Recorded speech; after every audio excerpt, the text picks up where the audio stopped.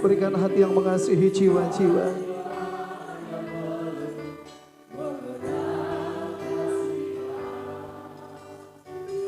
Mereka yang dalam, mereka yang tersesat,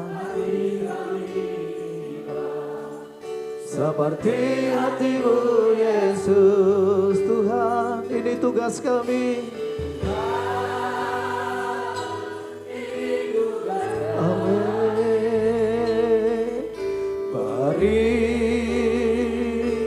Keberanian bagi kami, taruhlah roh yang rela melayani, menyenangkan hati Tuhan, itu yang kuingini. Berikan pada kami Tuhan hati yang mengasihi, berikan pada kami hati yang mengasihi jiwa yang belum mengenal kasih Bapa. Mereka yang tersesat, mereka yang tersesat, hati kami iba seperti hati-Mu Tuhan. Ini tugas kami. Haleluya.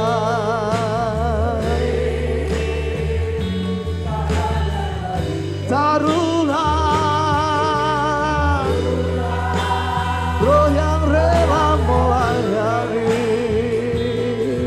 dan menyenangkan hati Tuhan. Katakan lebih lagi, Tuhan ini tugas kami.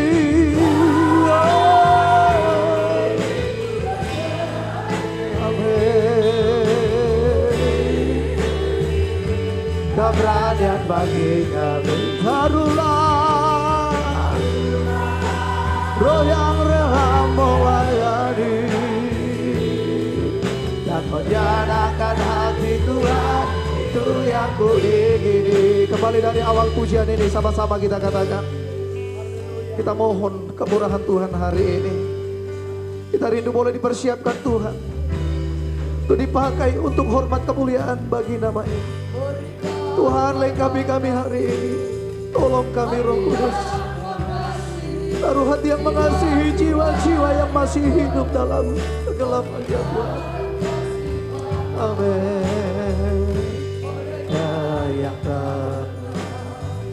Mereka yang tersesat, hati kami iba seperti hati-Mu Yesus Tuhan.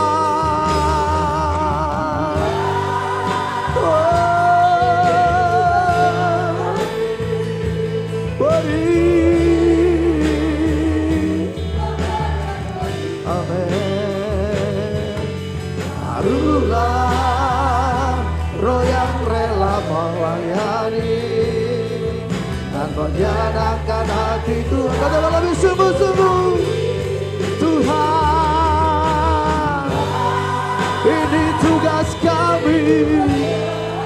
Amin. Untuk pelayanan selanjutnya kami serahkan dengan segala hormat kepada Bapak Gembala Sidang. Haleluya. Roh yang rela melayani,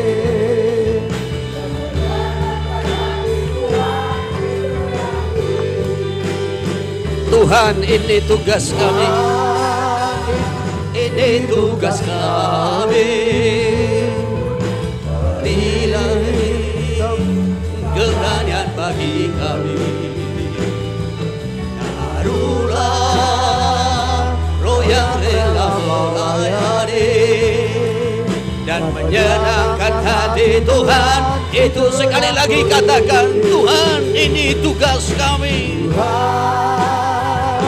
Ini tugas kami. Amin. Haleluya. Keberanian bagi kami. Taruhlah roh yang rela melayani dan menyenangkan hati Tuhan. Itu yang dan menyenangkan hati Tuhan. dan menyenangkan hati Tuhan. Katakan dan menyenangkan hati Tuhan, dan menyenangkan hati Tuhan, itu yang ku ingini. Haleluya, haleluya, menyenangkan hati Tuhan. Itulah kerinduan kami. Oleh sebab itu Bapa, Engkau sudah mempercayakan tugas bagi kami di dalam menjangkau memenangkan jiwa-jiwa untuk kemuliaan nama Tuhan. Taruhlah hati yang penuh belas kasihan. Urapilah setiap kami. Pakailah kami seturut dengan panggilan Tuhan, supaya kami dapat menghasilkan buah yang terbaik bagi Tuhan. Bahkan buah yang tetap. Sebab Engkau yang sudah memanggil memilih kami. Untuk Engkau utus, Engkau gunakan menjadi alat Tuhan. Untuk berbuah dan buah yang tetap. Terima kasih buat kesempatan sampai hari ini. Panggilan Tuhan masih tetap berkumandang bagi kami. Untuk itu kami butuh firman-Mu. Untuk semakin hari meneguhkan kami, menguatkan kami. Bahkan membangkitkan gairah semangat rohani kami. Supaya pada hari-hari yang terakhir ini kami semakin digairahkan oleh Tuhan. Sampai kepada hari yang terakhir. Itulah hari kedatangan Tuhan kali yang kedua. Hidup kami tetap mengerjakan panggilan Tuhan. Terpujilah nama-Mu, urapilah pemberitaan firman-Mu. Urapi kami juga sekaliannya. Di dalam nama Tuhan Yesus yang hidup, kami sudah berdoa, kami mengucap syukur. Dan kami siap mendengar dan menerima firman Tuhan dengan segala kerendahan hati. Haleluya. Amin. Puji Tuhan, silakan kembali duduk. Seluruh sidang jemaat yang dikasihi Tuhan. Haleluya. Baik, puji Tuhan, salam sejahtera dan salam persekutuan dalam kasih Kristus bagi kita umat Tuhan. Salam. Lebih sukacita lagi, salam. Ya, puji Tuhan, kasih dan kemurahan Tuhan tentunya yang tetap dan selalu melimpah-limpah bagi kita. Sampai pada pagi siang hari yang indah ini, di tengah-tengah dan melalui ibadah kita yang pertama yang boleh terselenggara pada hari ini, semua berkat dan anugerah Tuhan, sehingga kita boleh nikmati persekutuan dengan Tuhan, kita bisa nikmati hadirat Tuhan di tengah-tengah ibadah kita melalui pujian pengagungan yang sudah kita persembahkan. Kiranya hati kita juga betul-betul siap untuk mendengar dan menerima firman Tuhan, menampung segala kebesaran firman-Nya dengan segala kerendahan hati yang selalu mempersiapkan melengkapi kita untuk kita siap menyambut kedatangan Tuhan kembali yang akan datang dalam kemuliaan-Nya. Dalam beberapa minggu ini kita mengikuti firman Tuhan mengenai kedatangan Tuhan. Saya sudah sampaikan dari kitab Yeremia pasal yang ke-50 bahwasanya kita harus tetap diingatkan dan diarahkan kepada puncak tujuan kita, yaitu menyambut kedatangan Tuhan. Tidak salah berkhotbah tentang berkat, tidak salah berkhotbah tentang kesembuhan, tidak salah berkhotbah tentang keberhasilan, tidak salah berkhotbah tentang perlindungan, pemeliharaan Tuhan, pertolongan Tuhan, bahkan juga mungkin dalam tema-tema yang lain. Tetapi perlu kita ingat hal yang paling utama yang harus selalu diingatkan dan fokus tujuan kita adalah hari kedatangan Tuhan kembali. Apa artinya kita diberkati di bumi ini? Apa artinya kita mengalami kesembuhan, mujizat-mujizat Tuhan di bumi ini? Kalau toh kita tertinggal ketika Tuhan datang kembali. Tetapi inti ataupun fokus daripada pengikutan kita itu adalah kita betul-betul ada dalam kesiapan ketika Tuhan datang kembali dalam kemuliaannya, dalam menjemput gerejanya yang sudah siap sedia. Oleh sebab itu, bicara tentang kedatangan Tuhan, saya juga sudah sampaikan beberapa tanda. Ada 3 tanda utama yang sudah saya sampaikan. Yang pertama, tanda-tanda secara umum. Sebagaimana yang sudah dituliskan, dinubuatkan dalam Matius pasal 24. Tanda yang kedua ada di tengah-tengah gereja. Bagaimana gereja itu mengalami hujan awal dan juga mengalami hujan akhir. Dan terus bertumbuh dan matang untuk siap dituai. Baru tanda yang ketiga, bagaimana kesiapan dan keterbukaan hati daripada umat pilihan bangsa Israel untuk menyambut Yesus yang akan datang sebagai Mesias. 3 tanda ini saya sudah sampaikan dalam ibadah kita pada minggu-minggu yang lalu. Dan Yesus tutup khotbahnya. Kalau dalam Matius pasal 24 sampai kepada pasal 25, itu adalah khotbah Yesus yang terakhir. Sebelum dia ditangkap, lalu disalibkan, mati, bangkit dan naik ke sorga. Dia akhiri khotbahnya dengan perumpamaan. Perumpamaan yang pertama, 10 gadis yang sedang menanti mempelai laki-laki. Saudara yang terkasih, tujuan daripada perumpamaan ini adalah supaya gereja Tuhan betul-betul ada dalam kesiapan dan tetap berjaga-jaga dalam menyambut kedatangan Tuhan. Bagaikan pelita yang tetap menyala dan memiliki minyak persediaan dalam buli-buli untuk mengantisipasi apakah Tuhan itu datang lebih awal, apakah dia datang bagaikan terlambat. Karena waktu manusia dengan waktunya Tuhan berbeda. Tuhan sudah menetapkan waktu 1 hari tentang kedatangannya. Tetapi waktu manusia berbeda dengan waktunya Tuhan. Oleh sebab itu kita perlu tetap mempersiapkan diri dan tetap selalu berjaga-jaga. Amin. Ya, kemungkinan kita akan menghadapi masa sukar, masa-masa sulit yang lebih sulit lagi dari apa yang kita bayangkan, yang kita pikirkan.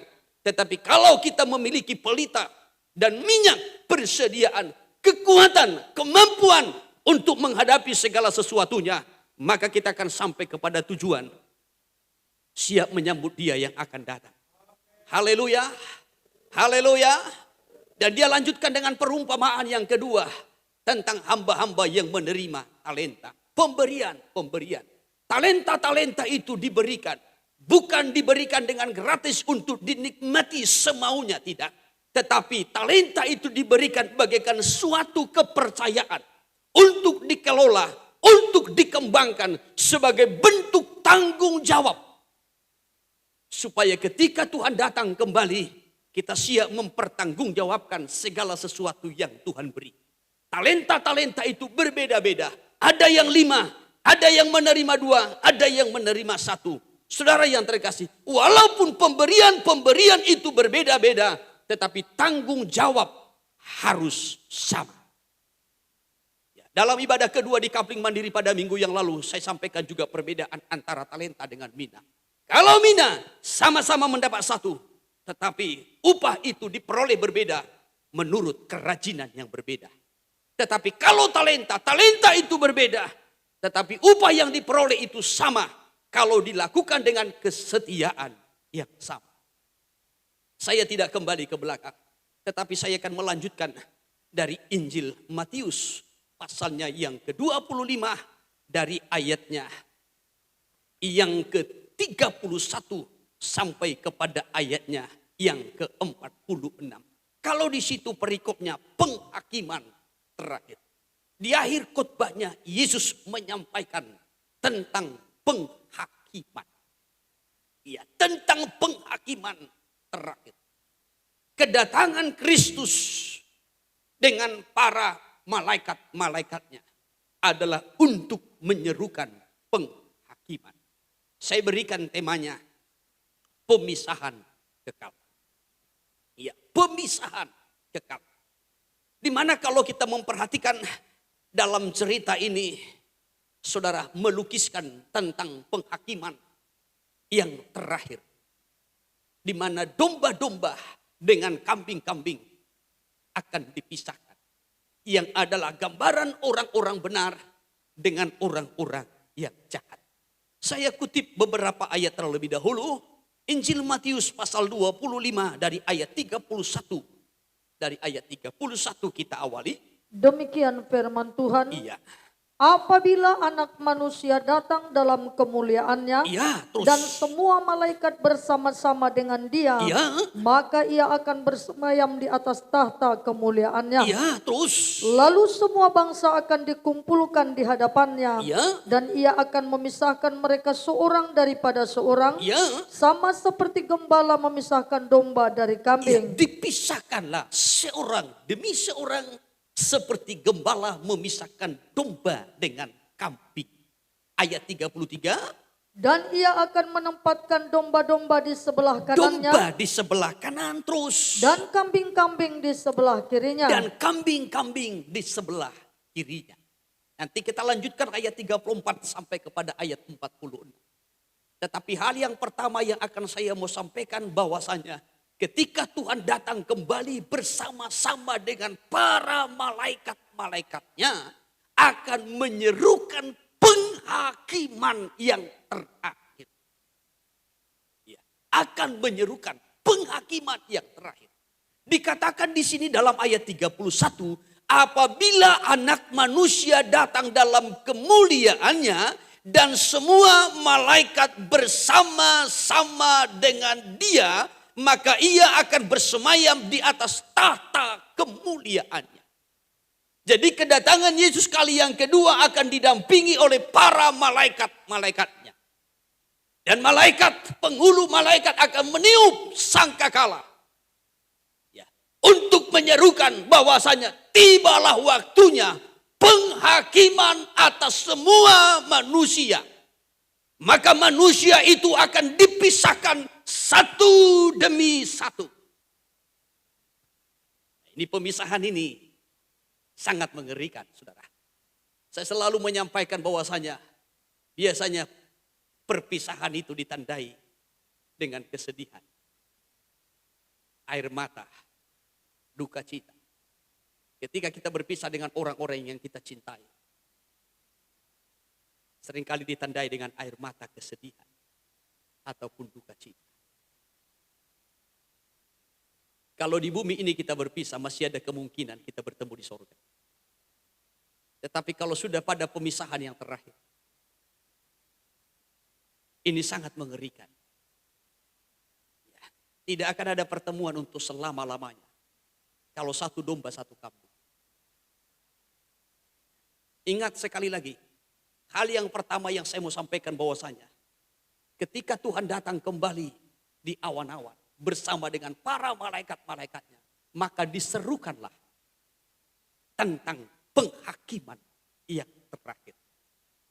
1 Tesalonika pasal yang keempat, dalam ayatnya yang ke-16 itu dikatakan, sebab pada waktu tanda diberi, yaitu pada waktu penghulu malaikat berseru dan sangkakala Allah berbunyi, maka Tuhan sendiri akan turun dari sorga dan mereka yang mati dalam Kristus akan lebih dahulu bangkit.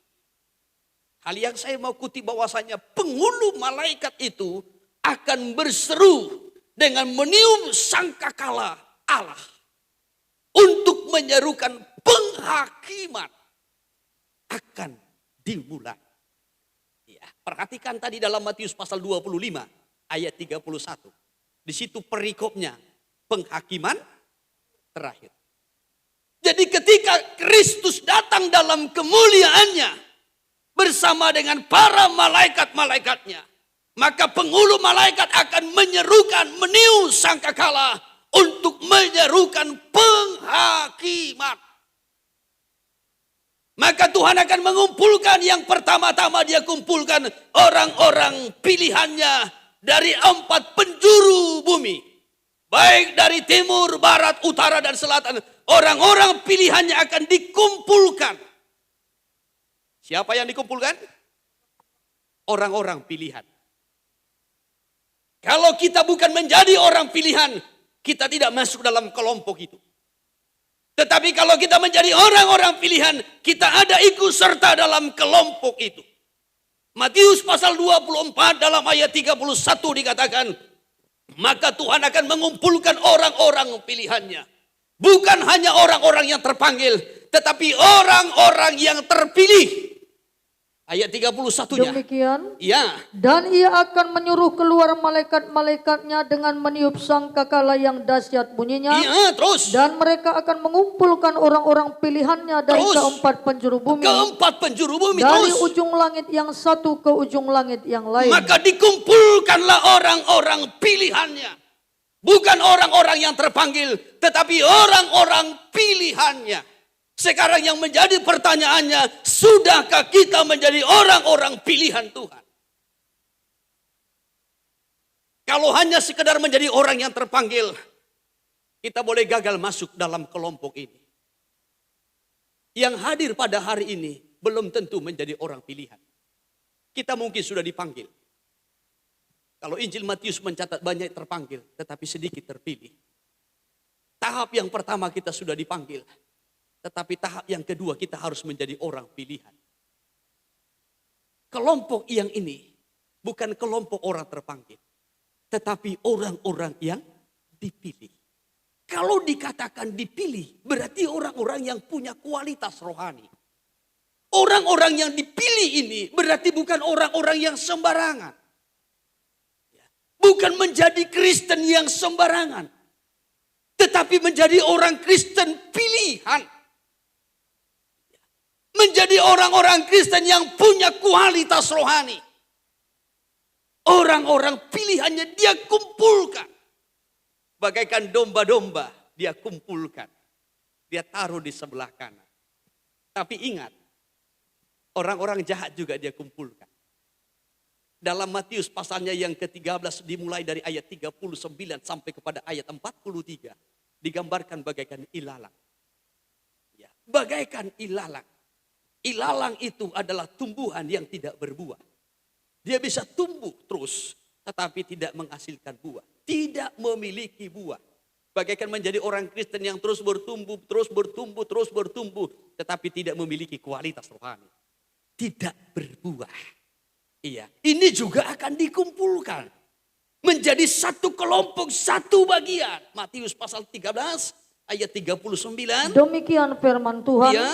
Musuh yang menaburkan benih lalang ialah iblis. Ya, terus. Waktu menuai ialah akhir zaman. Waktu menuai dan ialah para akhir zaman. penuai itu malaikat. Dan para penuai adalah malaikat. Terus. Maka seperti lalang itu dikumpulkan dan dibakar dalam api. Ya, terus. Demikian juga pada akhir zaman. Demikian juga pada akhir zaman.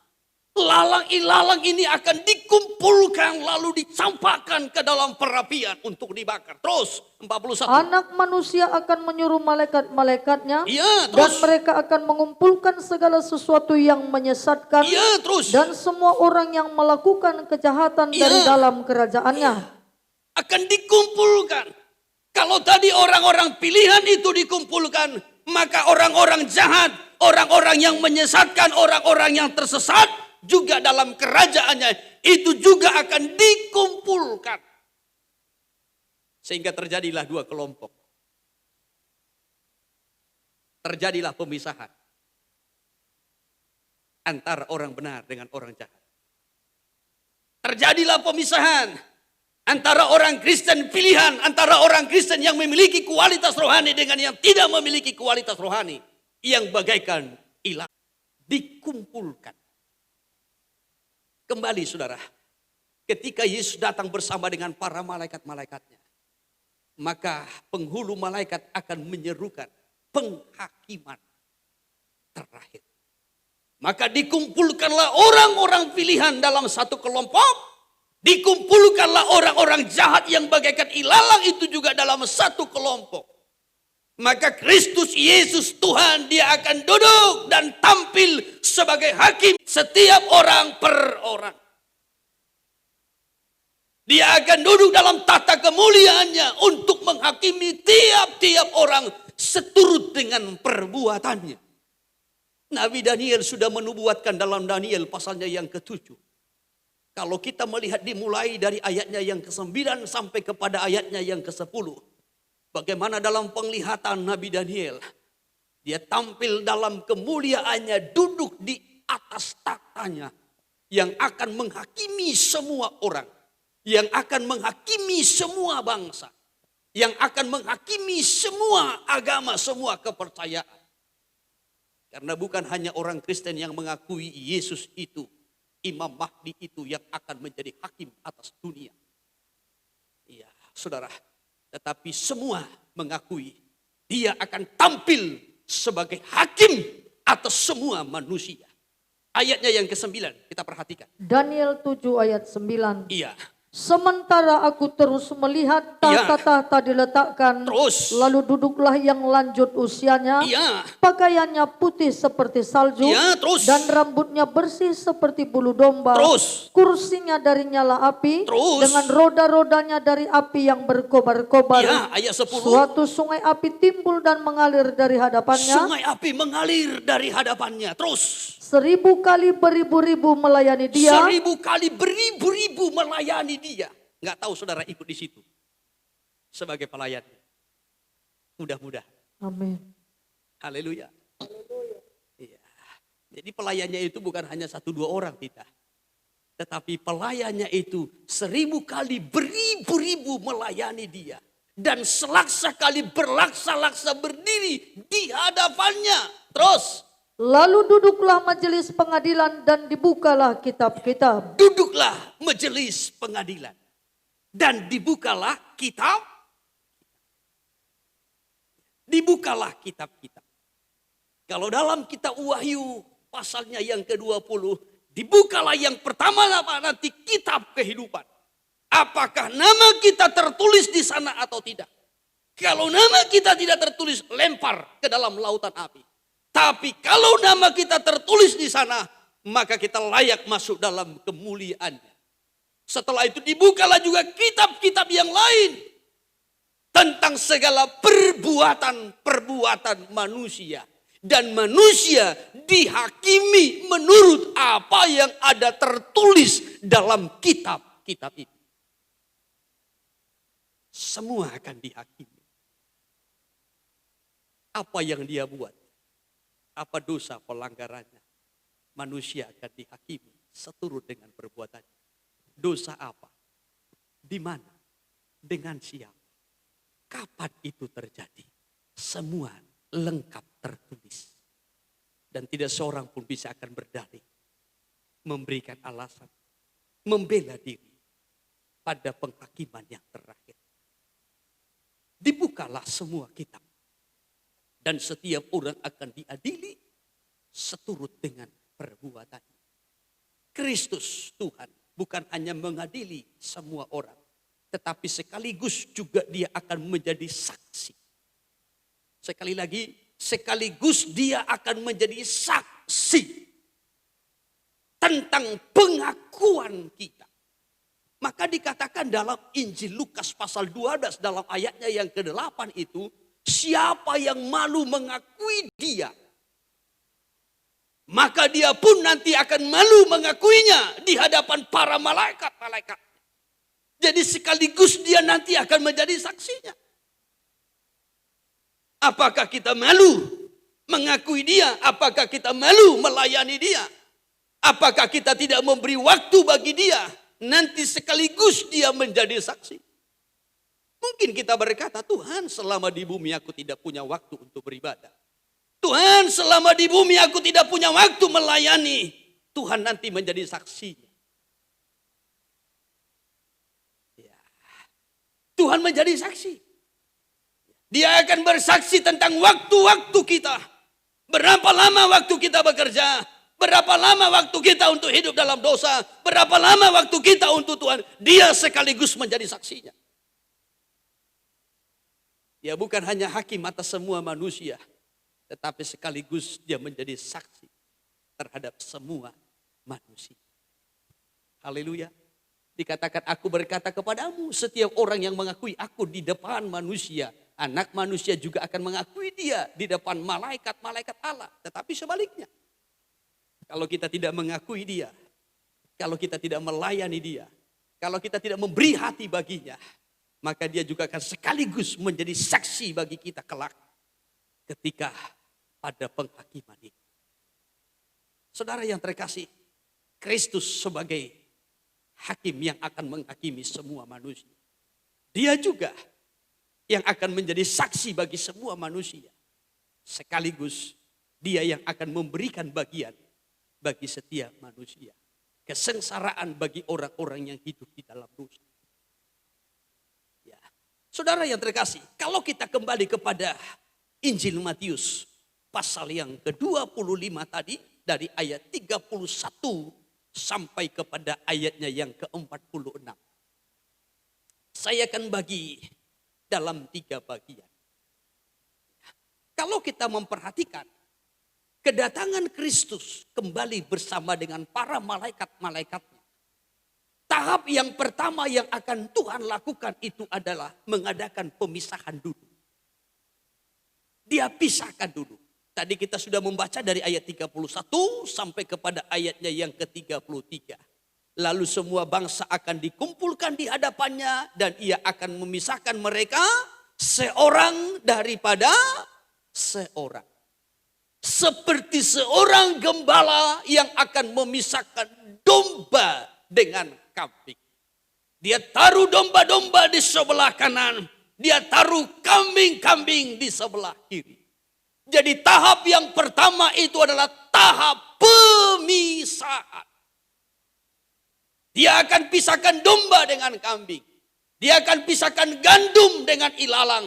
Dia akan memisahkan ikan-ikan yang baik dengan ikan-ikan yang tidak baik. Dia juga akan memisahkan 5 gadis yang bodoh dengan 5 gadis yang bijaksana. Terjadi pemisahan. Semua pemisahan-pemisahan itu berbicara tentang hari kedatangan Tuhan yang akan membawa pemisahan kekal. Kalau selama di bumi ini kita masih bisa bersama. Dan kadangkala ketika hidup di bumi ini sulit untuk membedakan. Mana gadis yang bodoh, mana gadis yang bijak. Mana gereja yang bodoh, mana gereja yang bijak. Mana gereja yang hidup dengan iman, mana yang tidak memiliki iman. Sulit membedakannya, sama-sama hidup di bumi. Kita sulit membedakan mana gandum, mana ilalang. Kita sulit membedakan mana ikan yang baik, mana ikan yang tidak baik. Sulit membedakannya. Di bumi ini kita sama-sama hidup. 1 Korintus pasal 5 mencatat. Bahkan kadang di bumi ini pun sudah mengakui sebagai saudara, tetapi masih tetap hidup dalam dosa. Sehingga kita sangat sulit membedakan mana saudara yang betul di dalam Tuhan, mana saudara yang palsu. Mana gereja yang bijaksana, mana gereja yang bodoh, sulit kita membedakannya. Karena sama-sama hidup di dunia ini. 1 Korintus pasal 5 saya kutip dari ayat 9 saja dimulai. Demikian firman Tuhan. Iya. Dalam suratku telah kutuliskan kepadamu, Iya. supaya kamu jangan bergaul dengan orang-orang cabul. Ya, jangan bergaul dengan orang-orang cabul. Yang dimaksudkannya terus. Yang aku maksudkan bukanlah dengan semua orang cabul pada umumnya dari dunia ini. Bukan semua orang cabul di dunia ini. Tetapi terus. Atau dengan semua orang kikir dan penipu. Ya. Atau dengan semua penyembah berhala. Ya. Bukan dengan semua orang kikir di dunia ini. Bukan dengan semua penipu penyembah berhala di dunia ini. Bukan. Ya. Kalau kita harus meninggalkan itu, berarti kita harus tinggalkan dunia ini. Melainkan terus. Karena jika demikian kamu harus meninggalkan dunia ini. Ya, tetapi terus. Tetapi yang kutuliskan kepada kamu ialah Ya. supaya kamu jangan bergaul dengan orang Ya. yang sekalipun menyebut dirinya saudara. Sekalipun menyebut dirinya saudara. Berarti anak Tuhan. Anak Tuhan. Iya. Berarti anak Tuhan. Saudara. Saudara di dalam Tuhan. Terus. Adalah orang cabul. Tetapi masih hidup dalam percabulan. Ya. Umat Tuhan yang masih hidup dalam percabulan. Jemaat Tuhan yang masih hidup dalam percabulan terus. Kikir. Kikir. Jemaat yang masih kikir. Ya. Tapi ngaku saudara. Ya. Saudara. Saudara. Yang kekasih lagi. Di dalam Tuhan. Saudara yang kikir. Saudara yang kikir. Sulit kita membedakannya toh. Ya, sama-sama. Sama-sama ngaku saudara. Kau saudaraku, aku saudaramu. Ya, kita bersaudara. Ya, kita bersaudara. Haleluya. Ya. Nah ini sulit membedakannya. Kalau di bumi ini kita masih bersama-sama. Dan sangat sulit membedakan mana saudara yang benar, mana saudara yang palsu. Karena saudara pun masih mengaku saudara, namun hidup dalam percabulan, kikir, penyembah berhala, pemfitnah, pemabuk, penipu.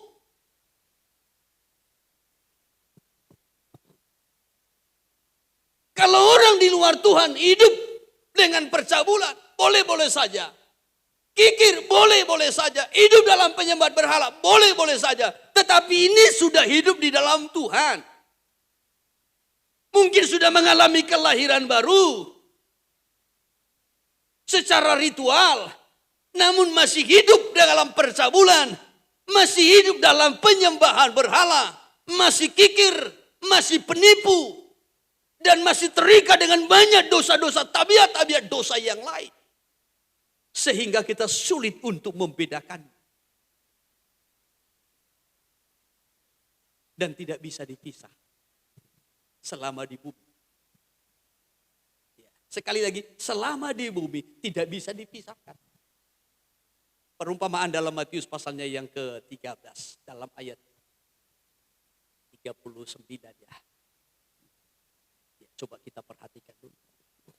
Matius 13 ayat 39. Ayat 29. Demikian. Tetapi ia berkata, Ya. jangan, sebab mungkin gandum itu ikut tercabut pada waktu kamu mencabut lalang itu. Jadi gandum dengan lalang tidak boleh dicabut. Salah satunya harus dibiarkan hidup bersama. Gandum ini adalah gambaran daripada umat Tuhan yang hidup dalam kebenaran. Orang Kristen yang memiliki kualitas rohani. Sedangkan ilalang ini adalah orang Kristen yang hidup dalam dosa. Orang Kristen yang tidak memiliki kualitas rohani. Tetapi harus hidup bersama-sama. Ya. Kalau kita naik ke atas, hamba itu berkata, Tuhan biar aku cabut ilalang ini. Maka Tuhan berkata jangan. Kalau engkau cabut ilalang itu, mungkin gandum juga ikut tercabut. Tetapi biarkanlah gandum dengan ilalang itu tumbuh bersama-sama. Jadi di bumi ini gandum dengan ilalang tumbuh bersama. Orang benar dengan orang jahat hidup bersama. Orang benar dengan orang fasik. Orang benar dengan orang munafik hidup bersama. Dan kita sulit untuk membedakannya. Tetapi ingat, Tuhan tetap mengadakan pemisahan. Ya, Tuhan tetap mengadakan pemisahan. Aku akan membuat perbedaan antara orang benar dengan orang fasik. Aku akan membuat perbedaan antara orang yang beribadah dengan orang yang tidak beribadah, firman Tuhan. Haleluya. Walaupun hidup bersama antara domba dengan kambing, antara ilalang dengan gandum, tidak bisa dicabut salah satunya. Tetap hidup bersama. Ingat.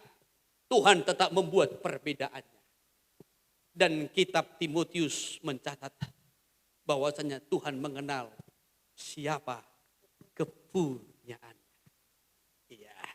Tuhan mengenal siapa kepunyaannya. 2 Timotius pasal 2 ayat 19. 2 Timotius pasal 2 dalam ayat 19. Ya. Tetapi dasar yang diletakkan Allah itu teguh, Ya. dan meterainya ialah Tuhan mengenal siapa kepunyaannya. Tuhan mengenal siapa kepunyaannya. Dan setiap orang yang menyebut nama Tuhan hendaklah meninggalkan kejahatan. Tuhan kenal siapa kepunyaannya. Kepunyaan Tuhan.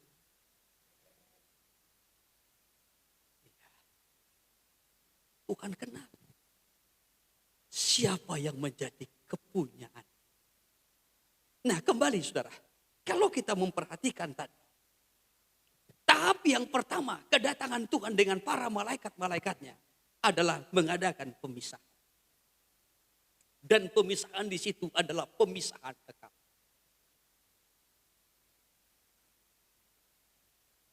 Pengalaman yang sangat menyedihkan. Yang tidak dapat dipulihkan atau diperbaiki kembali. Ketika hari itu datang. Ia akan betul-betul memisahkan antara domba dengan kambing. Gandum dengan ilalang. Ikan yang baik dengan yang tidak baik itu dipisah. Kalau dalam Injil Matius pasal 13 digambarkan seperti pukat yang dilabuhkan ke laut. Lalu menangkap sejumlah banyak ikan. Lalu dibawalah ke tepi pantai. Maka di tepi pantailah nanti akan dipisahkan. Itu melukiskan gereja, jemaat Tuhan. Di mana gereja ini bagaikan pukat yang dilabuhkan ke dunia ini. Untuk menangkap, untuk memenangkan sebanyak mungkin jiwa-jiwa ataupun manusia. Ada yang tua, ada yang muda, ada remaja, ada anak-anak. Maka dikumpulkanlah dalam gereja. Ya. Lalu dalam gereja itulah nanti akan terjadi pemisahan. Ketika Tuhan datang kembali. Dipisahkanlah mana ikan yang baik, mana ikan yang tidak baik. Mana jemaat yang memiliki kualitas rohani, mana yang tidak. Mana gandum, mana ilalang. Walau sama-sama di bumi ini, sama-sama bergereja. Sama-sama beribadah, sama-sama melayani, sama-sama berdoa, sama-sama berkorban, sama-sama melakukan kegiatan-kegiatan rohani. Tetapi nanti ketika dia datang bersama dengan para malaikat-malaikatnya, maka di sanalah terjadi pemisahan kekal. Dan tidak ada kesempatan untuk dipulihkan, untuk diperbaiki kembali. Akan tetapi sebelum hari itu tiba, sebenarnya di bumi ini pun nanti sudah akan mulai terlihat dari jalannya, dari hidupnya, dari cara hidupnya, dari jalan-jalan hidupnya sudah akan terlihat kemana arahnya, kemana jalannya. Dalam Mazmur pasal 1, kalau kita lompat kepada ayat yang ke-6, atau dimulai dari ayatnya yang ke-4. Mazmur pasal 1 dari ayatnya yang ke-4 dimulai. Bukan demikian orang fasik. Ya. Mereka seperti sekam yang ditiupkan angin. Mereka seperti sekam yang ditiupkan angin. Gandum dengan sekam itu akan dipisah. Terus perhatikan ayat 5. Sebab itu orang fasik tidak akan tahan dalam penghakiman. Sebab itu orang fasik tidak akan tahan dalam penghakiman. Demikian juga. Begitu pula orang berdosa dalam perkumpulan orang benar. Begitu pula orang berdosa tidak akan tahan dalam perkumpulan orang benar. Jadi dari ayat 5 ini kita sudah mulai melihat bahwasannya sudah akan mulai terlihat perbedaan-perbedaan. Beda jalannya, beda arahnya, beda tujuannya, beda kumpulannya. Orang berdosa tidak akan tahan dalam kumpulan orang benar. Dia akan mengambil kumpulannya tersendiri. Dan orang benar pun tidak akan tahan dalam kumpulan orang berdosa. Dia akan berusaha mencari kumpulan orang-orang benar. Haleluya. Haleluya. Tidak usah jauh-jauh saudara. Kalau saudara sudah terbiasa melayani, ketika saudara tidak melayani, hati saudara tidak akan tenang. Biasa saudara limpah dengan firman Tuhan. Tetapi ketika saudara tidak diisi dengan firman Tuhan, hatimu tidak akan tenang.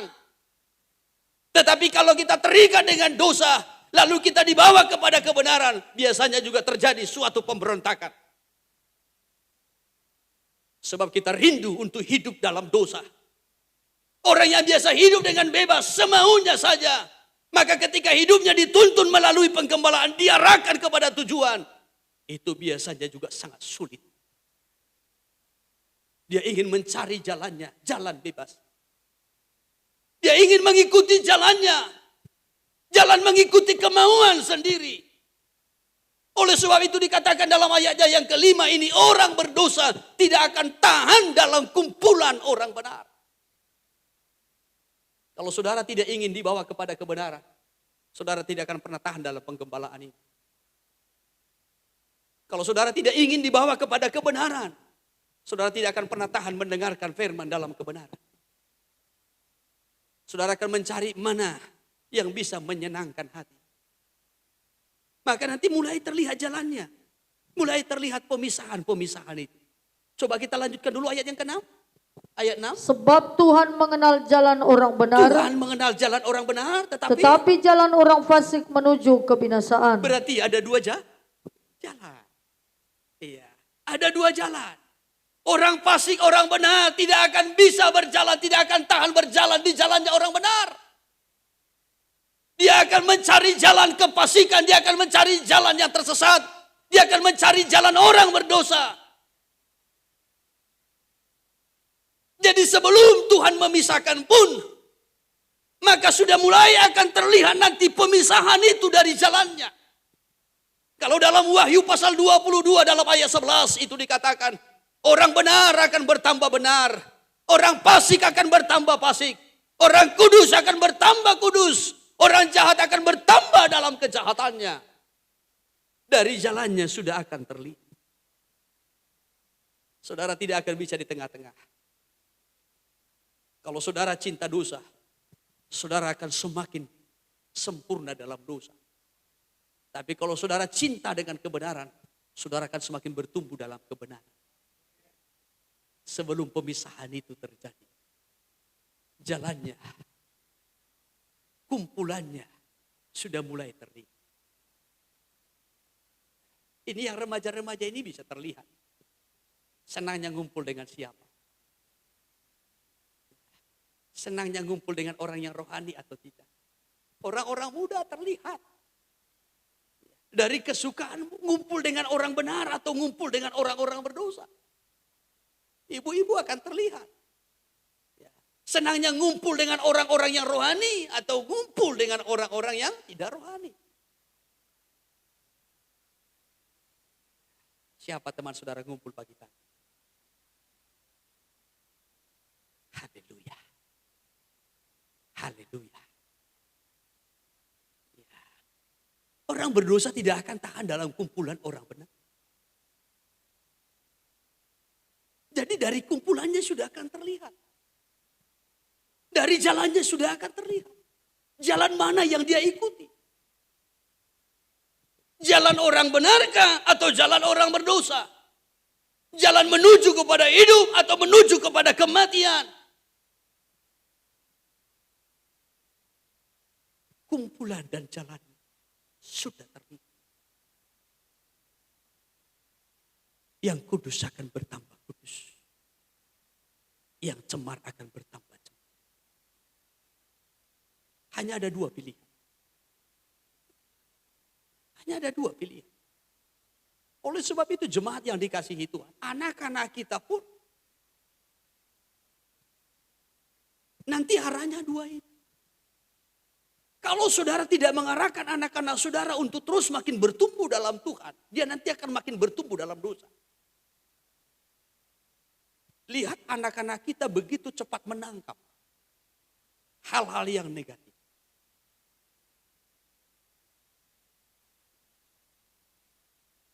Jangankan berjalan, kadang anak kita duduk pun belum bisa. Tapi sudah cinta dia dengan game. Contoh saja, contoh kecil saja. Sudah cinta dengan game.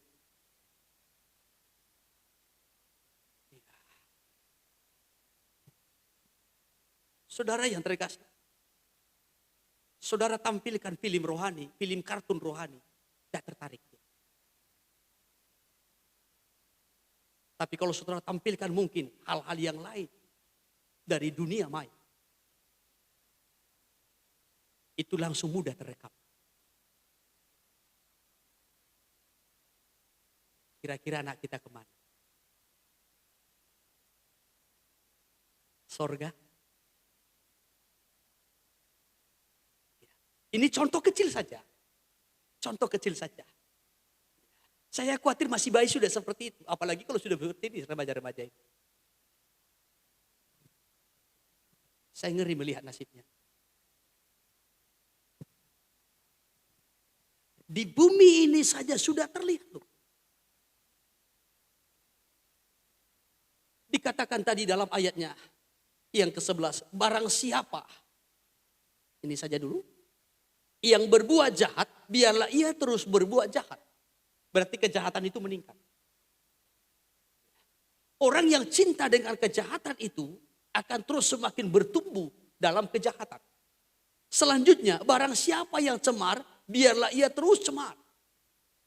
Yang cinta dengan kecemaran itu, dengan dosa-dosa kenajisan, dosa-dosa percabulan, dia akan terus makin meningkat.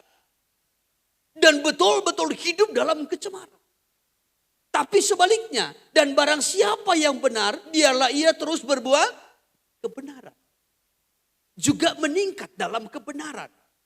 Bertumbuh sampai kepada puncaknya. Barang siapa yang kudus, biarlah ia terus menguduskan dirinya. Jadi hanya ada dua kelompok. Ada dua jalan yang akan ditempuh. Jalan menuju kekudusan kebenaran atau jalan menuju kejahatan kecemaran.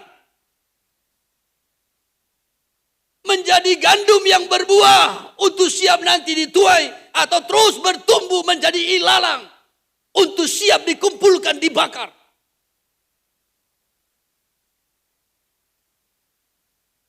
Hanya ada dua kelompok ini.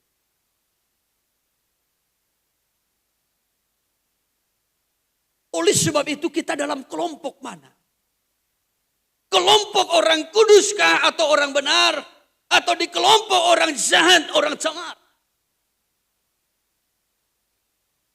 Sebelum Tuhan nanti datang untuk memisahkan. Pemisahan kekal itu adalah suatu duka cita yang tidak bisa terobati. Tetapi ingat, hal yang pertama tadi saya sampaikan, kedatangan Tuhan. Tahap yang pertama itu adalah mengadakan pemisahan. Dipisahkanlah antara orang kudus dengan orang cemar. Dipisahkanlah antara orang benar dengan orang fasik. Bagaikan domba dengan kambing. Selalu dipisah. Saya belajar kitab Keluaran. Saya lihat juga antara dombanya Yakub dengan dombanya Laban itu dipisah. Dengan jarak 3 hari perjalanan. Dipisah. Saudara, domba Yakub adalah domba yang diberkati. Tapi saya belum kutip masalah soal penggembalaan. Saya masih sampaikan bagaimana kedatangan Tuhan kali yang kedua bersama dengan para malaikat-malaikatnya. Tahap yang pertama yang akan dilakukan oleh Tuhan adalah tahap pemisah. Baru tahap yang kedua. Dalam Matius pasal 25. Dari ayat 35 sampai kepada ayat yang ke-45. Tahap yang kedua di situ adalah tahap penghakiman. Maka dihakimilah mereka seturut dengan perbuatan. Seturut dengan perbuatan. Mari saya kutip ayat 34. Ayat 34. Demikian firman Tuhan, Matius 25 ayat 34. Ya. Dan raja itu akan berkata kepada mereka yang di sebelah kanannya, Ya. mari hai kamu yang diberkati oleh Bapakku, Terus. terimalah kerajaan yang telah disediakan bagimu sejak dunia dijadikan. Ya. Kepada yang di sebelah kanan. Berarti adalah domba. Ya, domba. Terimalah kerajaan. Hai engkau yang diberkati oleh Bapakku, terimalah kerajaan yang telah disediakan bagimu sejak dunia dijadikan. Jadi yang di sebelah kanan itu, domba-domba itu adalah orang-orang yang diberkati. Orang-orang yang layak menerima kerajaan yang sudah disediakan sejak dunia belum dijadikan sekalipun. Apa kata Tuhan itu kepada mereka? Terus, Sebab ketika aku lapar kamu memberi aku makan. ya, Ketika aku haus kamu memberi aku minum. terus, Ketika aku seorang asing kamu memberi aku tumpangan. ya, Ketika aku telanjang kamu memberi aku pakaian. ya, Ketika aku sakit kamu melawat aku. ya. Ketika aku di dalam penjara kamu mengunjungi Kamu aku. mengunjungi aku. Perhatikan ayat 37-nya. Maka orang-orang benar itu akan menjawab dia, katanya. Stop dulu. Maka orang-orang benar. Siapa orang benar ini? Domba. Yang di sebelah kanan. Orang-orang benar itu akan menjawab dia. Katanya, Tuhan, bila manakah kami melihat engkau lapar dan kami memberi engkau makan, atau haus dan kami memberi engkau minum? Kapan itu terjadi? Ini hal yang sangat menarik. Tuhan berkata bahwasanya mereka adalah orang-orang benar. Tetapi mereka merasa masih belum benar. Sehingga mereka bertanya, Tuhan, kapan itu kami lakukan? Orang benar merasa masih belum benar. Kalau orang benar merasa masih belum benar, dia akan berusaha untuk selalu benar. Dia akan selalu berusaha untuk berbuat yang benar. Dia akan selalu berusaha mengoreksi dirinya untuk hidup dalam kebenaran. Nah, ini hal yang menarik. Orang yang diakui Tuhan sebagai orang-orang benar, tetapi masih merasa dirinya belum benar. Sebaliknya, orang yang belum benar, merasa dirinya benar. Nah ini, dari ayat 41. Dari ayat 41 sampai kepada ayat 45. Ini orang-orang yang tidak benar, tetapi merasa dirinya benar. Kita lompat dulu ayat 41. Dan ia akan berkata juga kepada mereka yang di sebelah kirinya. Yang di sebelah kirinya, berarti kambing. Iya. Nah, kalau domba yang di sebelah kanan adalah orang benar, maka kambing yang di sebelah kirinya adalah orang-orang yang tidak benar. Terus. Enyahlah dari hadapanku, Ya. hai kamu orang-orang terkutuk. Iya. Enyahlah ke dalam api yang kekal yang telah sedia untuk iblis dan malaikat-malaikatnya. Enyahlah ke dalam perapian, hai engkau orang-orang yang terkutuk. Terlemparlah ke dalam perapian yang kekal, yang sudah disediakan bagi iblis dan para malaikat-malaikat. Maka nasibnya sama dengan iblis. Walau tadi domba dengan kambing itu ketika di bumi sama-sama satu kandang. Sama-sama satu kandang.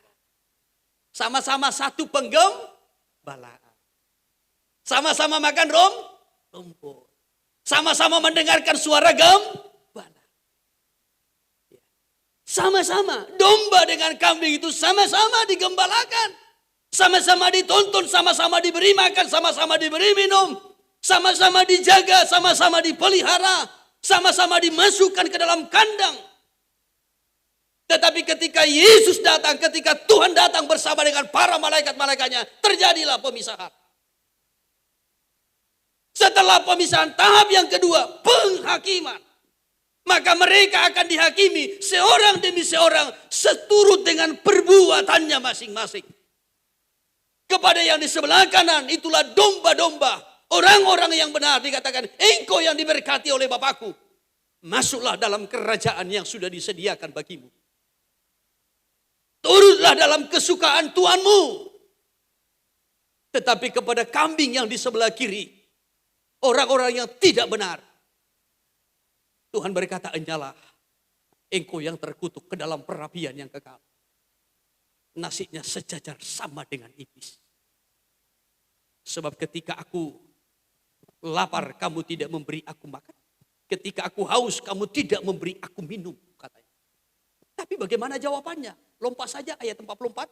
Lalu mereka pun akan menjawab dia, katanya. Apa katanya? Tuhan, bila manakah kami melihat engkau lapar, Ya. atau haus, atau sebagai orang asing, Ya. atau telanjang, atau sakit, Ya. atau dalam penjara, dan kami tidak melayani engkau? Kapan itu Tuhan? Kapan itu? Kami kok enggak tahu. Apa kata Tuhan terus? Maka ia akan menjawab mereka, Ya. Aku berkata kepadamu, Ya. sesungguhnya segala sesuatu yang tidak kamu lakukan untuk salah seorang dari yang paling hina ini, Ya. kamu tidak melakukannya juga untuk aku. Apa yang tidak kamu lakukan kepada orang-orang ini, engkau yang tidak memperhatikan orang-orang ini. Ya, saya sempurnakan, saya sederhanakan bahasanya. Apa yang tidak engkau perhatikan kepada orang-orang ini, ya, kepada jiwa-jiwa ini, berarti engkau juga tidak memperhatikan aku, firman Tuhan. Dengan kata lain saudara, kambing-kambing yang di sebelah kiri ini, orang-orang yang tidak benar, tetapi mereka merasa benar. Kenapa? Karena mereka memiliki hubungan yang vertikal dengan Allah. Tetapi tidak memiliki hubungan yang horizontal dengan sesama. Mereka merasa mereka memiliki hubungan dengan Tuhan. Mereka masih beribadah, mereka masih melayani, mereka masih berdoa. Mereka masih mengembalikan milik Tuhan persepuluhan dan juga korban-korban yang lain. Tetapi tidak memberi perhatian kepada jiwa-jiwa. Oleh sebab itu mereka yang tidak benar tetapi merasa dirinya benar. Mereka yang tidak rohani tetapi merasa dirinya rohani. Seperti orang Farisi dan ahli Taurat dalam kemunafikannya. Dalam kemunafikannya. Kalau kita melihat dalam Matius pasal yang ke-23. Mereka memakai jubah yang panjang. Mereka suka menerima penghormatan. Baik itu di pasar-pasar. Di rumah ibadah mereka duduk di tempat yang terdepan untuk menerima penghormatan. Mereka suka berdoa untuk mengelabui orang. Dalam ayat 23 dikatakan mereka memberikan persepuluhan termasuk persepuluhan adas manis jintan. Tetapi yang terpenting dalam hukum Taurat mereka abaikan. Itulah belas kasihan, keadilan. Hubungan yang vertikal terhadap Tuhan masih mantap. Tetapi tidak memiliki hubungan yang horizontal, perhatian kepada jiwa-jiwa. Maka Tuhan berkata, hai engkau yang terkutuk. Enyalah ke dalam perapian yang sudah tersedia bagi iblis. Manusia akan dihakimi seturut dengan perbuatan. Mungkin hubungan kita dengan Tuhan sudah mantap. Tekun dalam ibadah. Mantap dalam doa. Bahasa roh sebagai awal pembukaan dalam doa. Karena rohaninya. Ya. Saudara, tapi tidak punya hati, tidak punya kepedulian terhadap jiwa.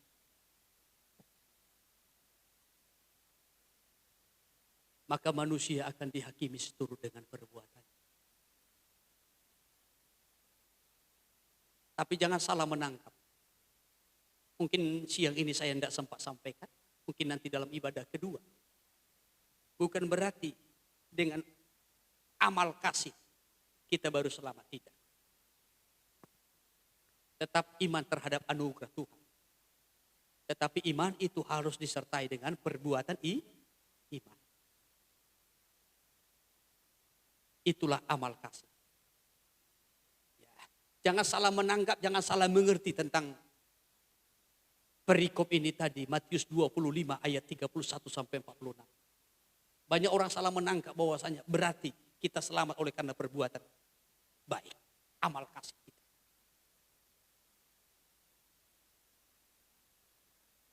Karena tradisi Protestan, keselamatan itu adalah oleh karena iman terhadap anugerah Allah.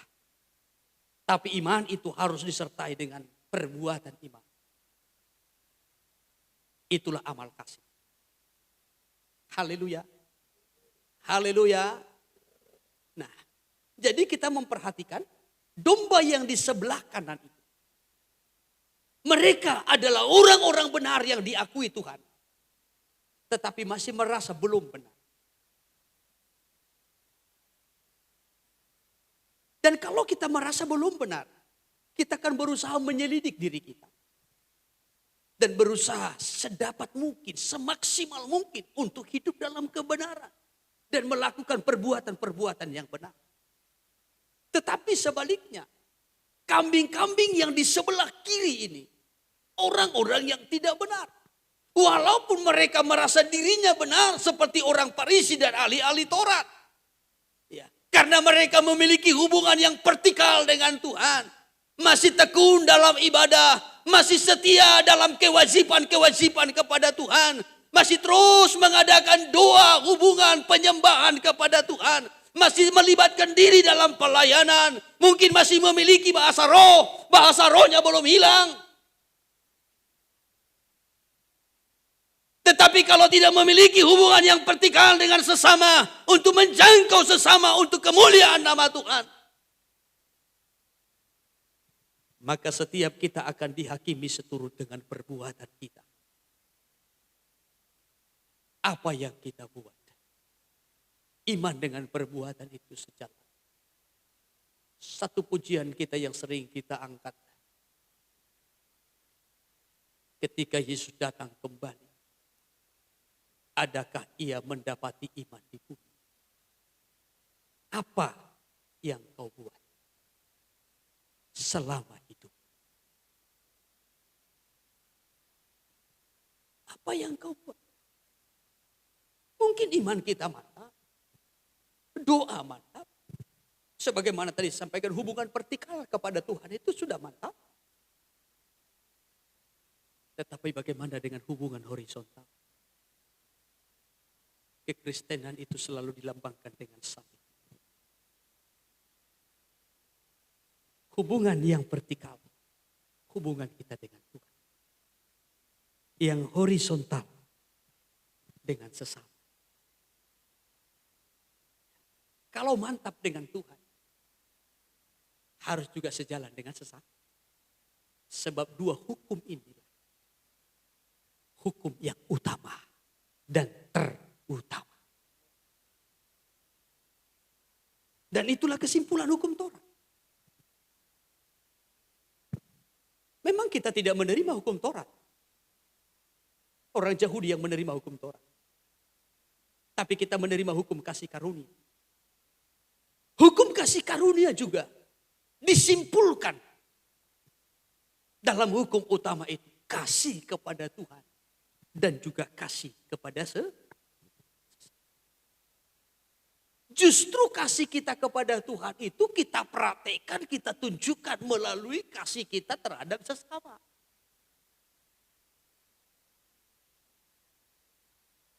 Bagaimana kita bisa berkata aku mengasihi Tuhan, Tuhan yang tidak kita lihat? Bagaimana kita mempraktekkan kasih kita itu kepada Tuhan yang tidak terlihat? Justru mempraktekannya kepada orang-orang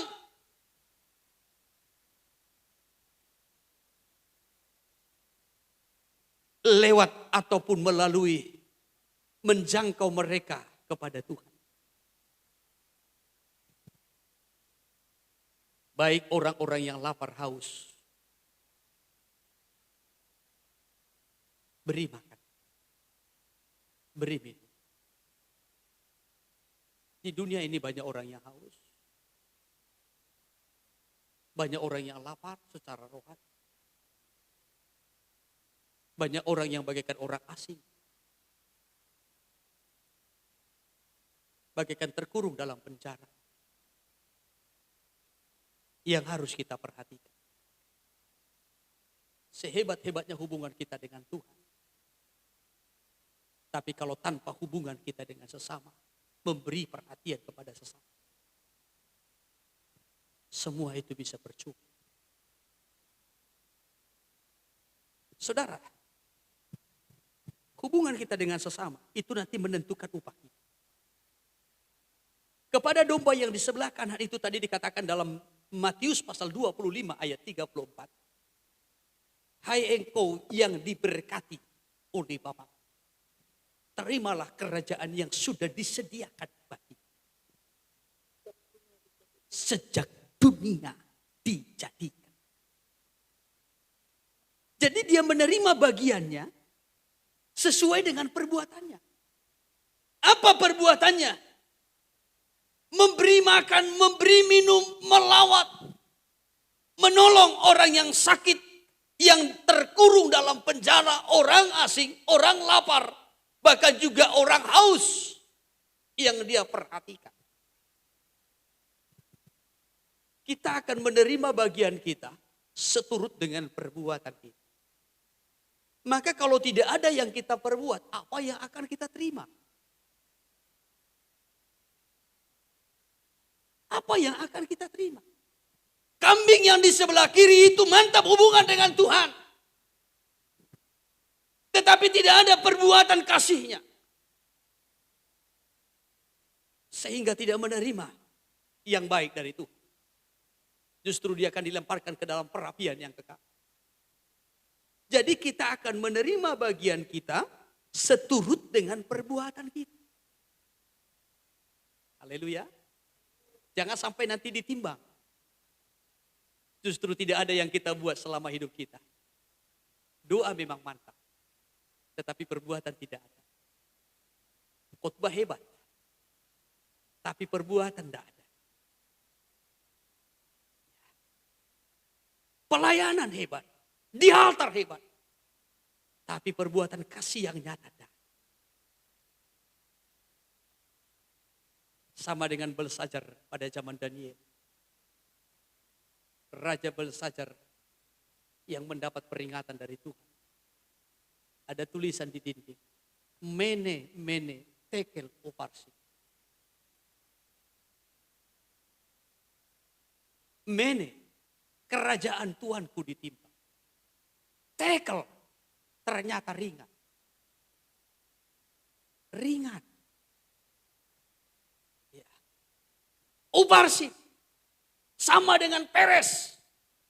Kerajaan Tuanku dibelah menjadi dua.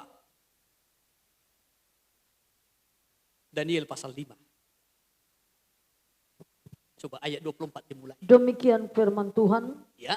Sebab itu ia menyuruh punggung tangan itu dan dituliskanlah tulisan ini. Ya. Maka inilah tulisan yang tertulis itu. Ya. Mene mene tekel ufarsin. Ya. Mene mene tekel uparsim terus. Dan inilah makna perkataan itu. Apa maknanya? Mene, Ya. masa pemerintahan Tuanku dihitung oleh Allah dan telah diakhiri. Masa pemerintahan Tuanku dihitung oleh Allah dan telah Ya, masa pelayanan saudara sudah dihitung Allah dan telah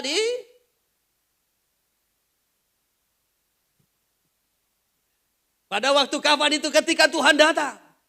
Kalau sekarang mungkin masih mantap melayani. Tekel, ditimbanglah. Ringan. Ya. Ringan. Mene itu artinya masa pemerintahan Tuanku dihitung oleh Allah dan telah diakhiri. Gimana pelayanannya? Sudah mene? Masih jalan? Haleluya. Masih jalan? Masih dipercayakan Tuhan? Tapi apa yang sudah kita buat? Tekel? Terus? Tekel, Tuanku ditimbang dengan neraca dan didapati terlalu ringan. Iya, terlalu ringan. Tidak sebanding. Tidak sebanding. Waktu lamanya kita melayani tidak sebanding dengan apa yang kita buat.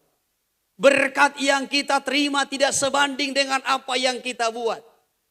Kesehatan yang sudah kita terima tidak sebanding dengan apa yang kita buat. Kepercayaan Tuhan, talenta-talenta yang Tuhan beri tidak sebanding dengan apa yang kita buat. Engkau ditimbang dan terlalu ringan. Maka kerajaan Tuanku diberikan kepada yang lain. Digeser kepada yang lain. Terus. Peres, Ya. kerajaan Tuanku dipecah dan diberikan kepada orang Media dan Persia. Ya. Peres atau Parsim. Kerajaan Tuanku itu dipecah. Lalu diberikan kepada yang lain.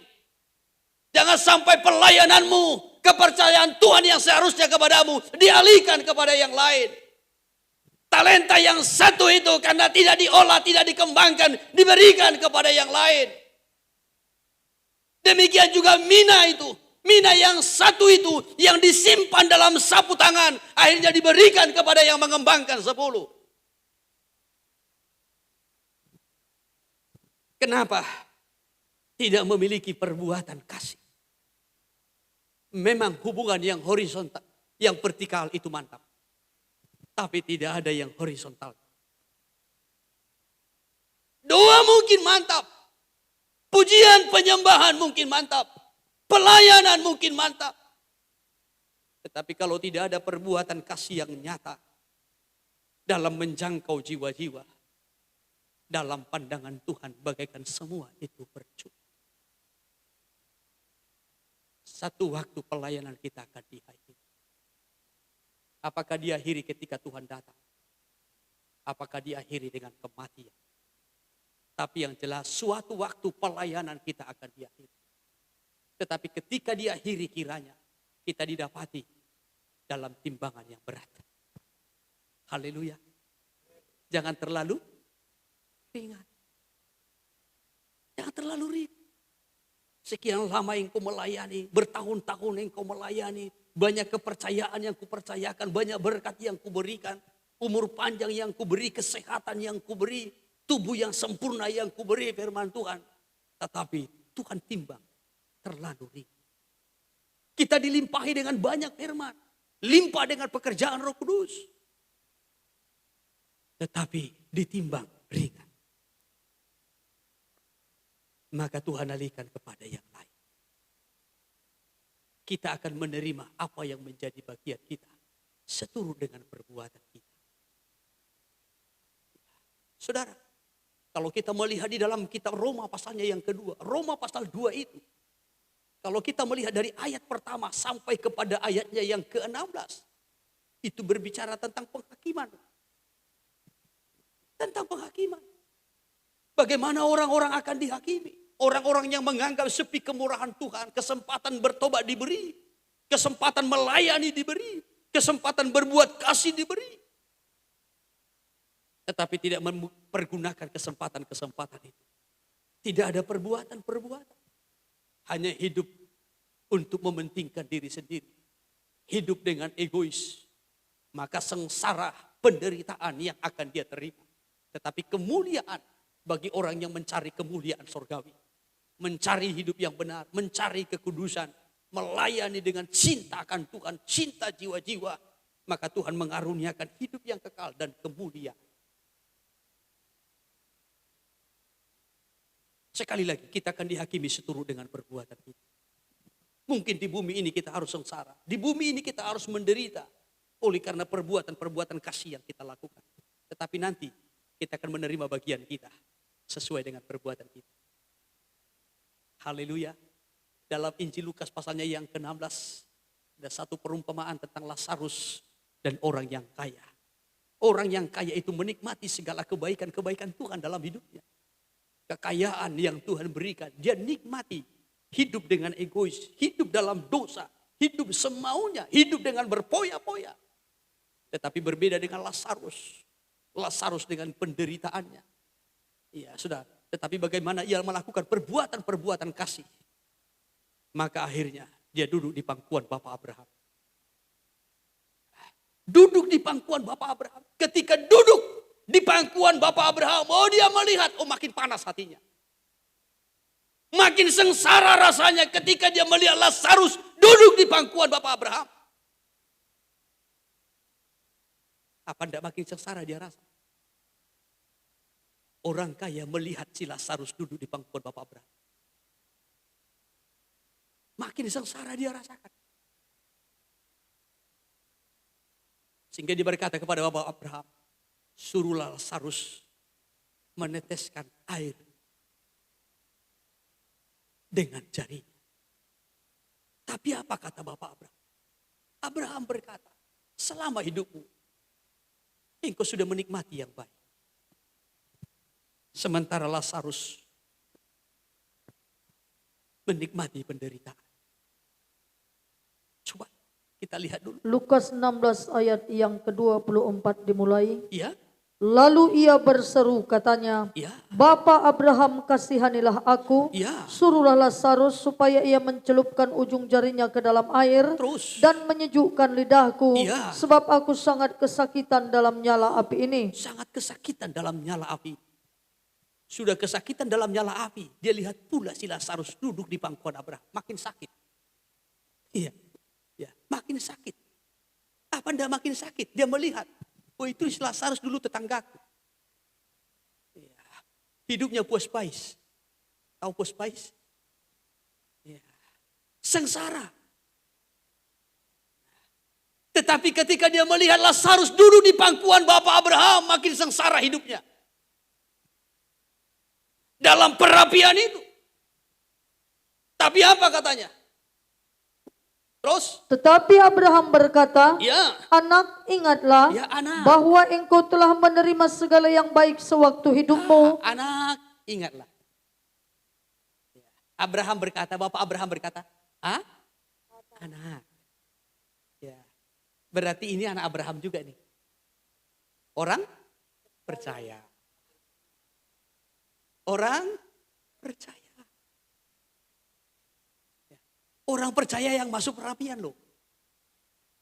Sampai Bapak Abraham berkata, anak, ingatlah bahwa engkau telah menerima segala yang baik sewaktu hidupmu. Sedangkan Lazarus segala yang buruk. Ya, sekarang ia mendapat hiburan dan engkau sangat menderita. Orang kaya itu ketika dalam hidupnya, saya akan tidak kekurangan satu perkara apapun. Dia menikmati segala berkat yang Tuhan beri. Kekayaan yang Tuhan beri. Kita yakin kekayaan itu dari Tuhan. Segala berkat itu dari Tuhan. Tetapi tentu Tuhan punya tujuan memberikan itu menjadi suatu fasilitas bagi kita. Untuk bisa kita memperhatikan jiwa-jiwa yang ada dalam sengsara. Haleluya. Ya, Tuhan memberikan fasilitas kepada saudara. Berkat kepada saudara, fasilitas-fasilitas kendaraan apapun itu, pakai untuk menjangkau jiwa-jiwa. Memenangkan jiwa-jiwa, menuntun jiwa-jiwa kepada Tuhan. Walaupun mungkin kadangkala kita harus menderita perasaan. Ya, kadang ya perasaan ini harus menderita. Ya, saudara, 2 minggu kita antar jemput, tetapi sebotol bensin pun mungkin gak pernah kembali, kita terima, gak apa-apa, sengsara. Haleluya. Haleluya. Ya, ketika di tengah jalan, saudara, ban kita pecah, lalu dia katakan, aku naik gojek aja lah. Ya, kok enggak dari tadi naik gojek? Ya, akhirnya kita ditinggalkan sendiri di situ, dia pergi naik gojek. Sengsara, upahmu besar. Haleluya. Haleluya. Ya, tapi diperhatikan. Jangan hanya haleluya. Diperhatikan. Hubungan dengan Tuhan mantap. Pujian penyembahanmu, doamu, ibadahmu, pelayananmu, kewajibanmu sudah beres kepada Tuhan. Puji Tuhan. Tetapi lanjutkan dengan perbuatan-perbuatan kasih yang nyata. Sebab itulah yang akan menentukan upah kita kelak. Walaupun mungkin ketika kita mempraktekannya, kita mengalami sengsara, pergumulan. Kadangkala kita makan hati dan lain sebagainya. Saudara, upah kita besar. Nanti kita akan mendapat penghiburan seperti Lazarus. Dibandingkan kita hidup dengan kesenangan, hidup dengan segala berkat, hidup dengan kemauan-kemauan kita sendiri. Tetapi akhirnya kita sengsara. Untuk selama-lamanya. Biarlah dalam waktu yang singkat ini, kita rela untuk sengsara. Sama seperti Kristus Tuhan juga yang mengalami sengsara. Supaya kita menerima kemuliaan ketika dia datang kembali. Puji Tuhan. Saya batasi firman-Nya sampai di sini. Haleluya, haleluya.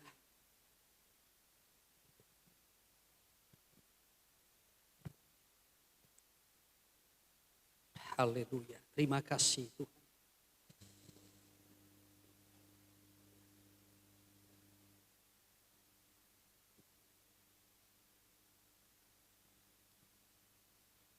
Kita bangkit berdiri bersama-sama.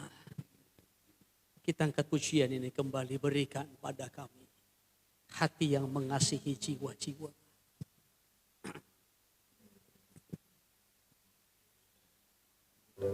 Terima kasih Tuhan. Taruh hati yang penuh belas kasihan, keadilan dan kebenaran di hati kami.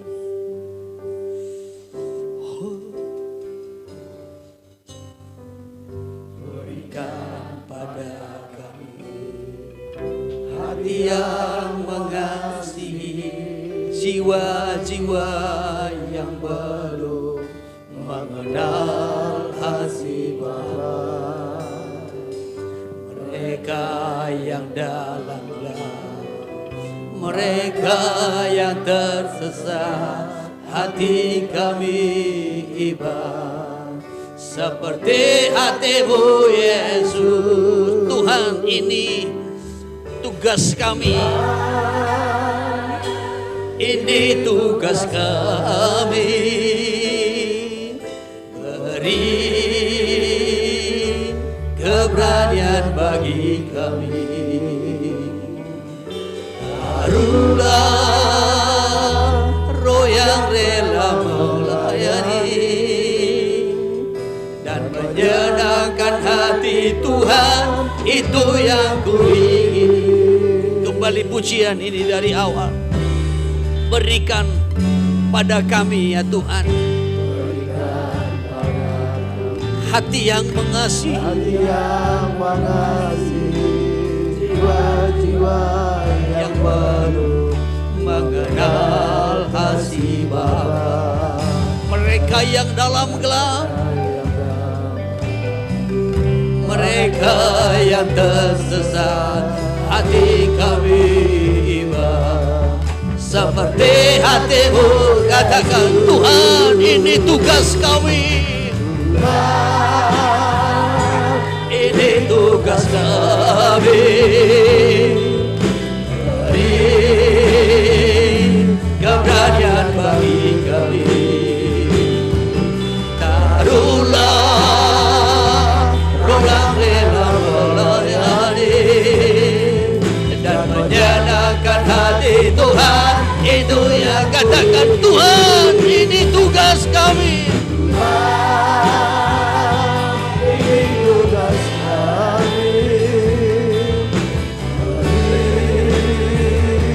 Keberanian bagi, mari akui ini tugas pelayanan-Mu. Amin. Dan menyenangkan hati Tuhan, itu kembali bersama-sama katakan, Tuhan, ini tugas kami. Engkau telah taruh tugas itu di hati kami, Bapa. Berilah keberanian oleh Roh-Mu, Roh yang rela melayani dan menyenangkan hati Tuhan, itu ya. Sekali lagi katakan, Tuhan, ini tugas kami. Ini tugas kami. Keberanian bagi kami. Amin. Roh yang rela melayani dan menyenangkan hati Tuhan, itu ya. Dan menyenangkan hati Tuhan, dan menyenangkan hati Tuhan. Katakan, dan menyenangkan hati Tuhan, dan menyenangkan hati Tuhan, itu yang kuingini. Haleluya.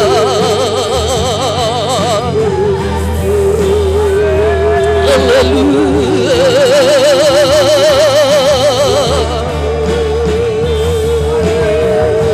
Menyenangkan-Mu,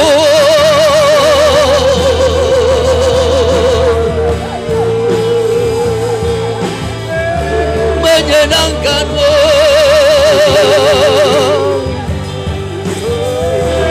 itulah kerinduan kami.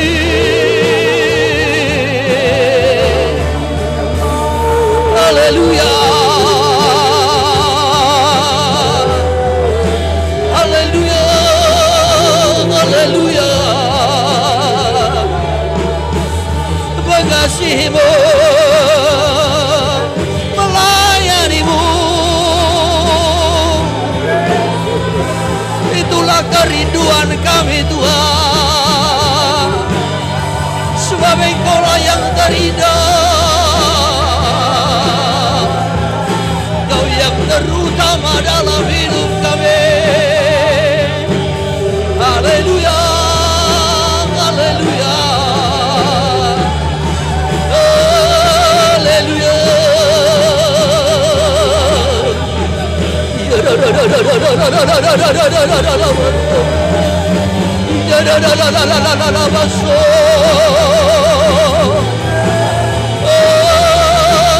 Haleluya, haleluya. Glory, haleluya.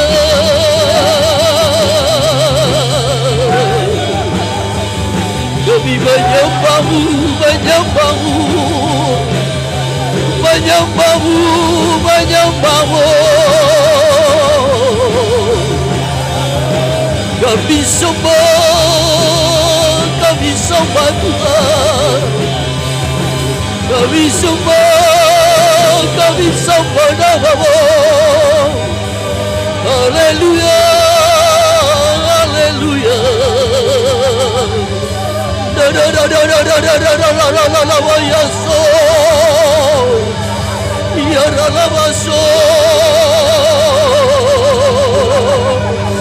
Haleluya.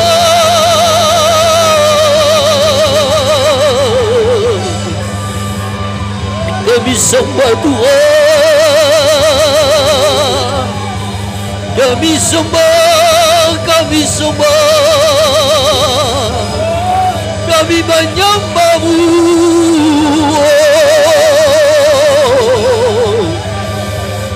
Allah yang kudus.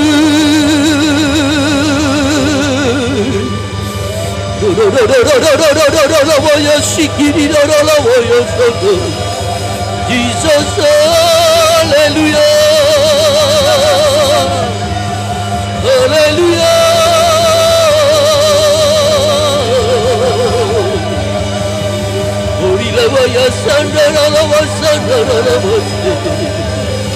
Glory, glory, glory, glory.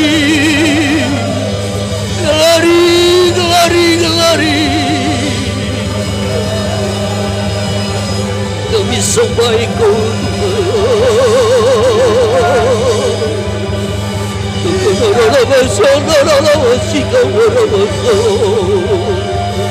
haleluya.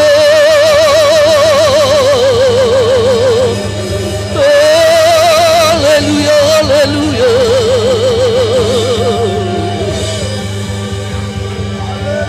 Syukur bagimu.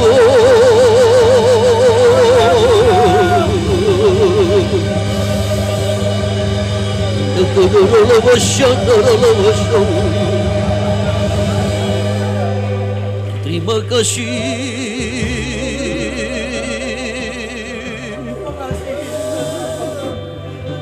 Besar kasih setiamu bagi kami.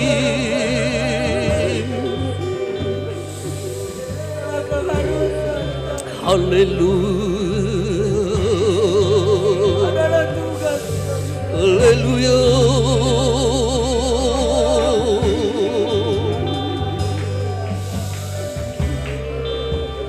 Terima kasih.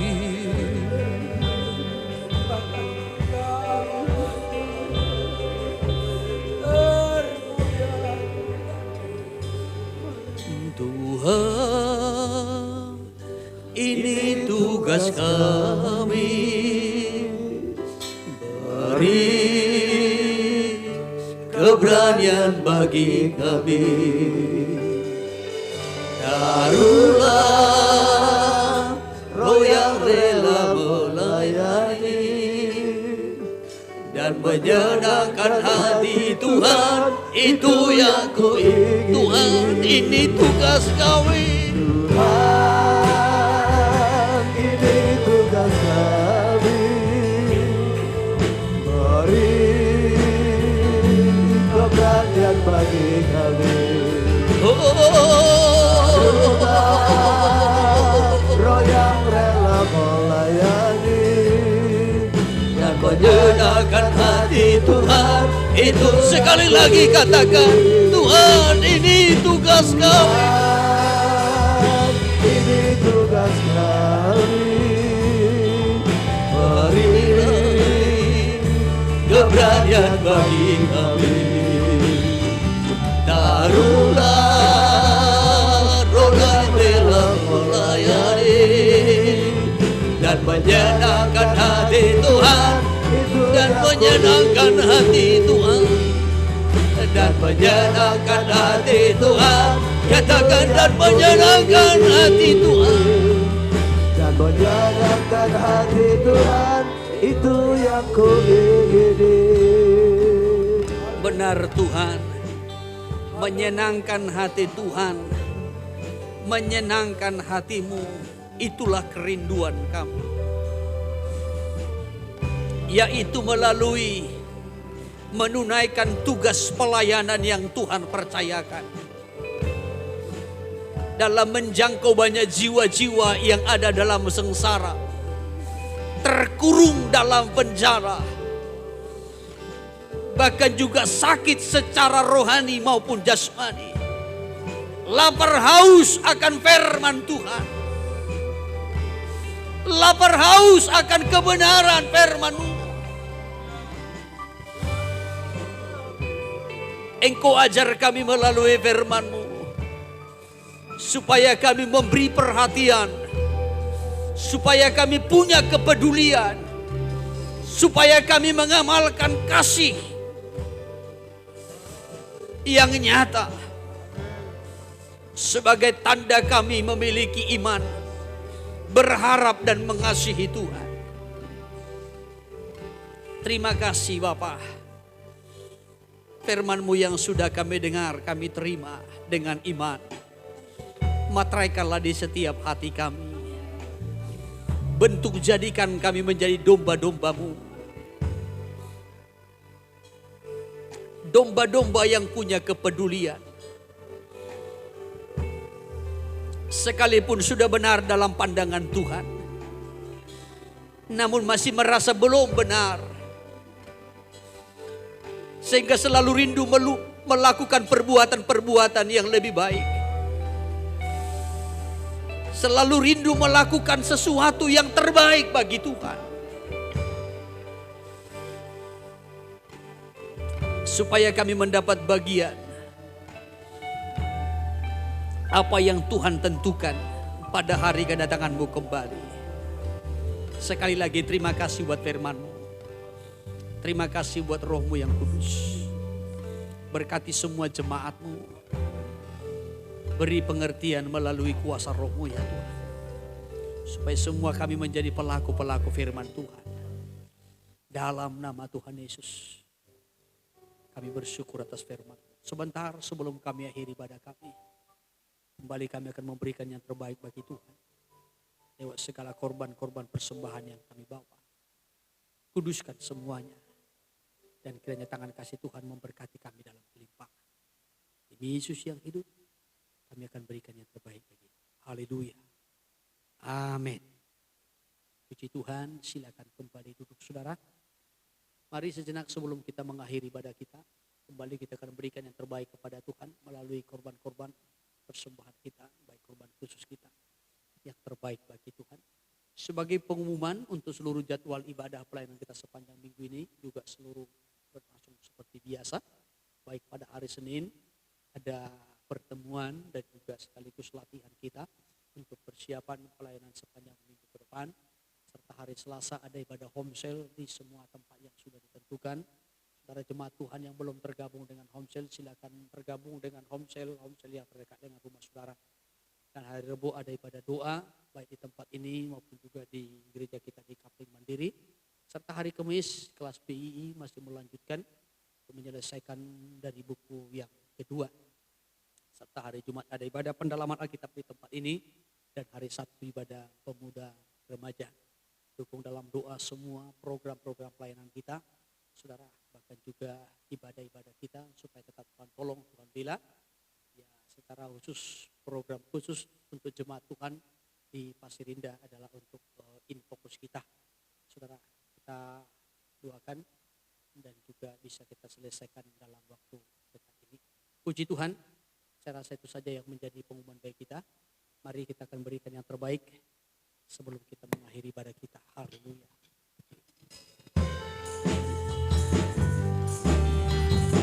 Sembari kita angkat pujian ini bersama-sama. Tuhan masih bekerja di saat ini. Tuhan masih bekerja di saat ini. Amin. biarpun waktu mau menjelang petang hari, sebelum tiba waktu malam di mana tiada seorang dapat bekerja. Gunakanlah waktu yang masih sisa. Gunakanlah waktu yang masih tersisa. Jangan lalai Dan menyia-nyiakannya. Bekerjalah supaya mendapatkan harta yang menjadi keselamatan. hari rembang petang, Hari rembang petang, kerjalah selama hari masih siang. hari rembang, Hari rembang petang, kerjalah selama hari masih siang. Katakan, kaitkanlah setiap usaha kegiatan. Kaitkanlah setiap usaha kegiatan. Amin. Dengan pola yang sesuai rencana Tuhan, dalam rangka pembangunan tubuhnya, yakni sidang mempelai yang sempurna. Amin. Katakan, hari rembang, Hari rembang petang, kerjalah selama hari masih siang. hari rembang petang, hari rembang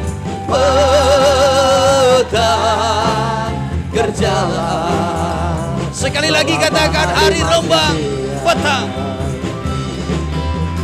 Hari rembang. Kembali kita bangkit berdiri bersama-sama. petang, berjalan. Katakan, hari rembang petang, hari rembang petang, kerjalah. Kerjalah selama hari masih siang. Kerjalah selama hari masih siang. Haleluya. Haleluya. Terima kasih Tuhan. Engkau masih berikan kesempatan bagi kami untuk mengerjakan segala sesuatunya seturut dengan rencana panggilan Tuhan bagi kami dalam menunaikan tugas pelayanan. Biarlah kiranya roh-Mu yang membangkitkan gairah semangat rohani kami, memulihkan cinta mula-mula kami, supaya kami tetap bergairah di dalam Tuhan sampai kepada hari Engkau datang kembali. Engkau mendapati kami tetap setia. Terima kasih buat firman-Mu, terima kasih buat karya Roh Kudus, bahkan juga seluruh sidang jemaat-Mu. Berkati semua korban persembahan yang mereka bawa, balaskan berlipat kali ganda. Berkati pekerjaan, usaha, ekonomi sidang jemaat-Mu. Tuhan buat mereka berhasil dan beruntung dalam Tuhan.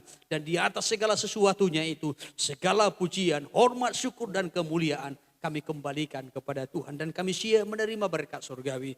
Jemaat Tuhan, arahkanlah hatimu kepada Tuhan. Dan terimalah berkat yang dicurahkannya. Melalui kasih karunia dari Tuhan Yesus Kristus. Dan cinta kasihnya Allah Bapa. Serta persekutuannya dengan Roh Kudus. Ada menyertai, memberkati, bahkan melindungi kita. Dari hari ini sampai Maranatha, di mana Kristus yang segera datang menjemput kita umat yang dikasihinya. Yang percaya katakan, amin. Puji Tuhan, Tuhan memberkati.